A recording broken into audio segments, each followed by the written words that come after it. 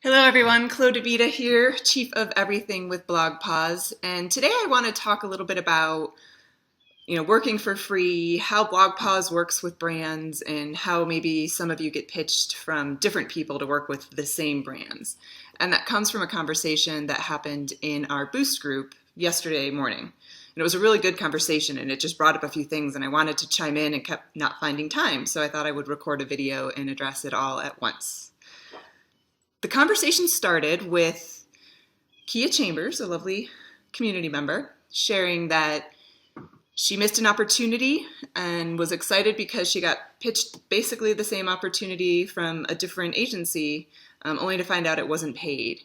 And that definitely happens. So to talk a little bit about the setup and how BlogPaws works with brands, we work with brands in many different ways. Sometimes we work directly with the brand, and I'll say even when we do that, there is usually an agency involved. Almost all brands have either a PR agency, a marketing agency, a digital agency, some sort of agency that helps run the campaign and pull the right content together so that the goals of the program are achieved. So even when we're working directly with the brand, we often have an agency working with us. At the same time, most brands, especially mid to larger brands, have more than one agency and often have more than one goal.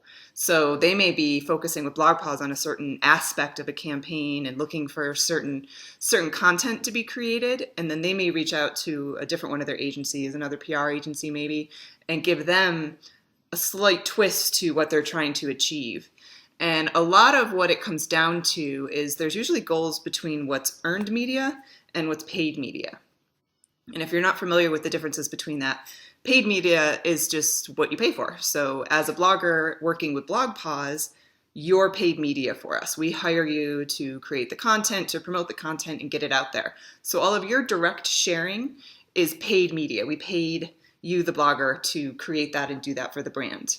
And that's like marketing. You're basically an extension of their marketing team. However, you do create earned media. So paid media creates earned media. And earned media is the free stuff. So it's the engagement, it's the things that people get, the PR agencies are looking for without spending a dime.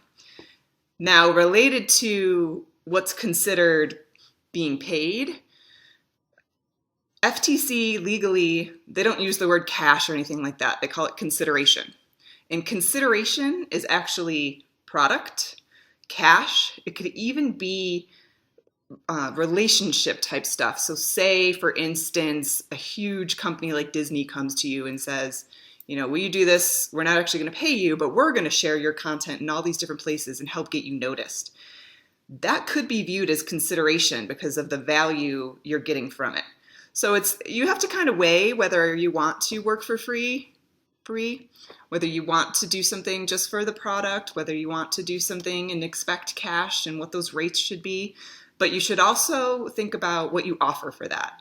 So as a paid media outlet in a BlogPaws campaign, you're being paid for your promotions. The earned media you generate from your promotions are your engagement. And that's what makes you effective. And that's when a brand looks back and they want to see, well, how much reach did that person really have?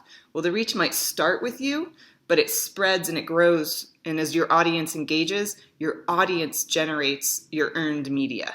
And it's a goal. It should be a goal of everyone. I mean, everybody wants to get more followers and more reach for what you're paid to do. So it's similar to that. And I think a lot of times when agencies, PR agencies specifically, are working with brands, they're sort of given that directive is they have to get earned media. And the only way to do that is to find people to work and not actually, quote unquote, pay them. But again, back to the first point, if you're getting product, you technically are getting consideration, which means you're getting paid, which means you still have to do a disclosure and all of those things. So it's a little bit different. The industry itself is evolving, I would say, because a lot of the agencies we work with are now starting to be PR agencies, and it didn't used to be like that. Budgets usually came to us through marketing or digital spend, not PR, because PR was earned. But there's a bit of a shift happening there where the realization that paying for some media to create more earned media has value. So it'll be interesting over the next few years as that unfolds to see what happens. But honestly, the only way brands are going to start understanding that and start making sure their budgets allocate for paid media in order to get that earned media is if we, the bloggers, make that stance.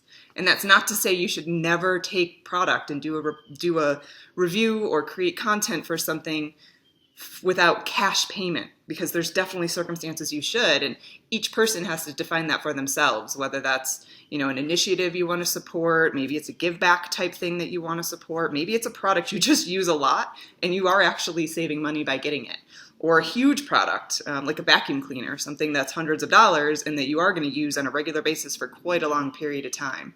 That's a lot different than a $5 or $10 bag of treats. That might be nice to have, but isn't going to necessarily change, your monthly budget. So those are things to consider for you as the blogger. And the other thing I'll say is when we talk about a PR agency approaching you for a campaign that we're also doing, there's a couple different reasons that happens. And somebody made the point that sometimes the agency may not even know the brand is working with us. And that's true. And often we don't know the agency is doing that as well. We'll find out from you guys. Somebody will share, so-and-so pitched me. And we're like, oh, we're working with them too. It's just different arms from the brand to try to get whatever campaign they're pushing out more visibility out in the world. So that definitely happens. And there's a lot of great PR people who reach out to you. We have a lot of friends in the PR space who are really good advocates for bloggers, and you've got to figure out where you want to build your relationships, because that's an important piece of what you do, is the relationship behind it. So I think that kind of covers everything. I took some notes here. Hopefully that answers a few questions and helps a little bit. But take away, I guess, from this that it's really up to you as the blogger what kind of standards you want to make for what you're worth and what kind of exceptions you want to make for that, because there's always exceptions, and I don't want anybody to think that, oh, bad you should never do this or never do that, because there's never a never.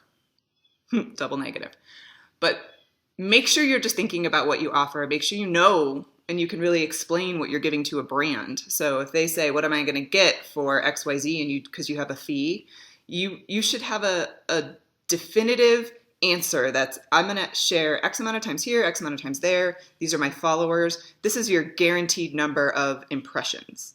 And from that guaranteed number of impressions, certain people will engage and certain people won't. If you happen to know your average engagement rate, that's super beneficial.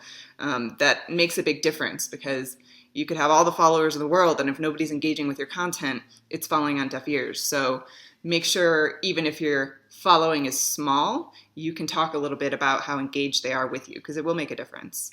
So take those few notes. I hope that helped. I love seeing these kinds of conversations in the community, and if I can chime in at any point and help shed light, I will. And if you have a certain question you want me to cover, feel free to post it there. I'm happy to create other little videos to help get information out to the community. And thank you very much for being a part of it.